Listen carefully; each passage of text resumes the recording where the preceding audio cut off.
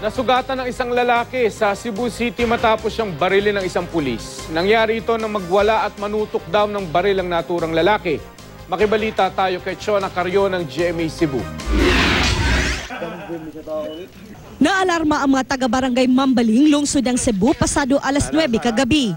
Nagwala at nanutok daw kasi ng baril sa mga tambay ang lalaking kinilalang si Florante Rodriguez.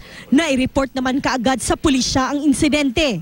Unang nakaresponde si SPO2 Jesus Villahermosa ng Intelligence Division ng PNP Region 7. Sinubukan ni Villahermosa na pakalmahin si Rodriguez pero hindi ito nakinig. Ay kung sumuka sir kay magmahigi ka na ako ron. Yan na siya. Mo ginasulti niya. Daghan mo na kadungog.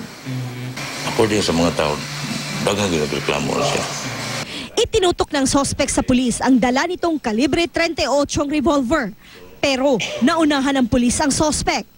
Bunot sa nako. Ning-atras man siya. So, bunot siya. Pagtiyon din ako na lang siya. Decide ko nga, makripol siya. Kailan ka nakapabuto sa kasada? O sarag yun. Tinamaan ng bala sa tiyan ang sospek. Dinala siya sa ospital. Inihahanda na ang kasong illegal possession of firearms na isasampa laban sa sospek oras na makalabas ito ng ospital. Hindi pa siya nakapagbibigay ng pahayag. Chona Carrion, Nagbabalita, Pilipinas.